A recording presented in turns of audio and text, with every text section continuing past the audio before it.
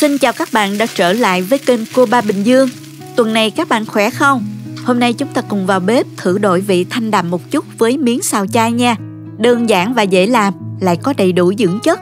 Lần này thử cách ngâm miến trực tiếp với nước sốt xào. Có ngay món miến xào mềm mại, thơm ngon hấp dẫn, không hề bị dính và đóng cục. Mời các bạn cùng vào bếp với mình để xem cách làm chi tiết nha. Chúng ta có thể xem những thành phần nguyên liệu chi tiết, hình ảnh nguyên liệu cụ thể để thực hiện món này ở cuối video, hoặc tham khảo những dụng cụ nhà bếp mình hay sử dụng bên dưới phần mô tả của video. Trước tiên mình sẽ đi ngâm miến ha.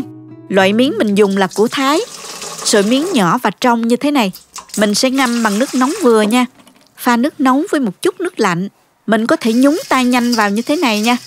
Đừng ngâm quá lạnh nha các bạn. Nhiệt độ nước khoảng 60 độ C. Rồi mình cho miến vào. Mình dùng 200 g miến khô. Nhúng vào nước một chút xíu là nó mềm ra rồi nè. Và mình để ngâm khoảng 15 đến 20 phút. Trong lúc đó mình sẽ đi sơ chế những nguyên liệu này. Nấm đông cô thì mình đã ngâm nở và rửa sạch. Cắt bỏ gốc nấm và cắt mỏng thành sợi như thế này ha. Các bạn có thể dùng nấm tươi hoặc là các loại nấm khác tùy thích.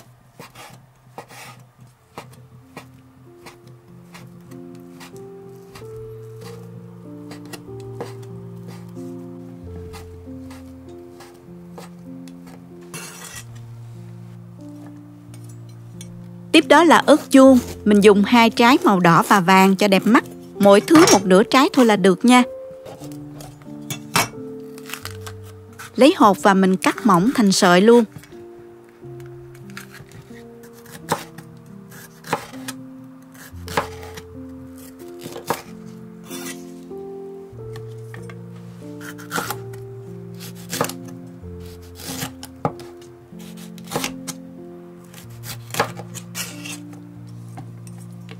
Dùng thêm một ít cà rốt nè. Cắt thành từng đoạn khoảng 6 cm rồi cắt nhỏ thành sợi luôn.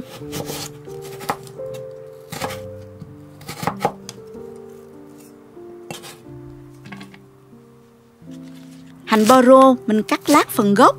Còn phần lá hành thì mình cắt khúc để nêm vào sau cùng luôn ha. Các bạn có thể thêm giò lụa chay. Còn mình thì dùng đậu hũ. Đậu hũ này mình đem chiên sơ. Sau đó cắt nhỏ thành sợi.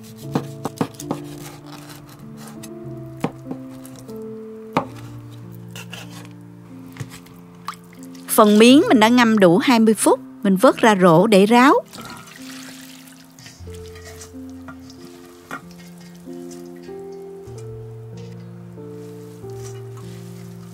Nếu sợi dài quá thì các bạn có thể cắt ra lúc này ha.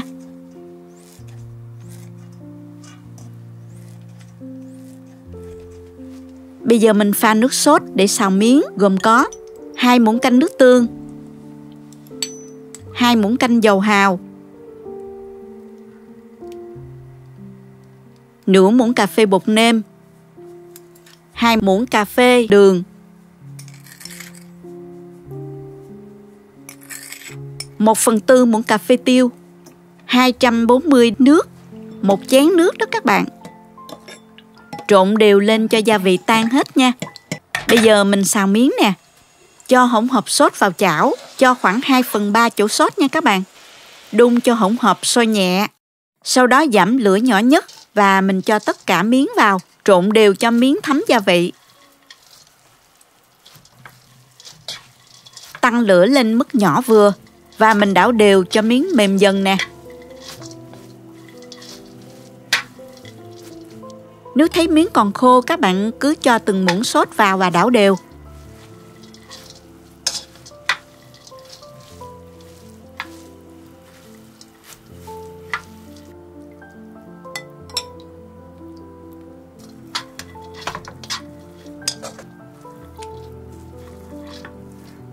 Xào đều cho đến khi miến chín, sợi miến trong và mình sử dụng hết chỗ nước sốt này ha. Sau khi miến đã chín mềm thì mình cho miến ra đĩa và dùng đũa tách sơ sợi miến ra để miến không bị rối vào nhau nha. Tiếp theo thì mình đi xào rau củ nè. Dùng lại cái chảo lúc nãy, thêm 2 muỗng canh dầu ăn. Đợi dầu nóng thì mình cho hành bo rô vào, xào thơm lên. Tiếp theo là cho rau củ vào. Vì cà rốt cứng nên mình cho vào trước. Mình xào lửa trên mức trung bình nha các bạn. Tiếp đến là nấm và ớt chuông cắt sợi.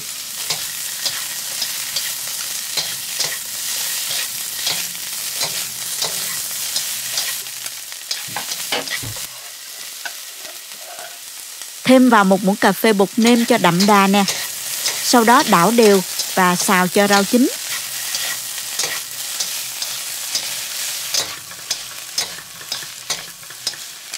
Cuối cùng thêm đậu hũ cắt sợi hoặc là chả lụa chay cắt sợi ha.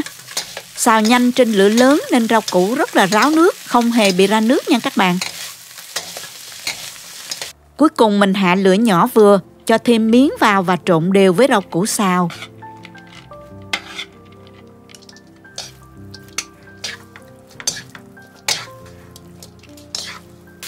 Xào thêm khoảng 1 phút nữa rồi mình tắt bếp nha.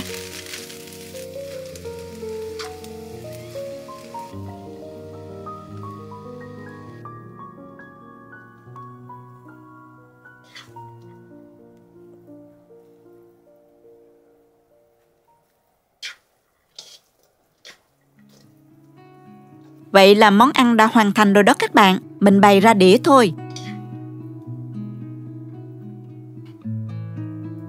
Trang trí vài cọng ngò và rắc thêm tiêu cho thơm nha. Miếng xào mình nêm vừa miệng. Bạn nào thích ăn đậm đà hơn có thể cho thêm một chút nước tương ha.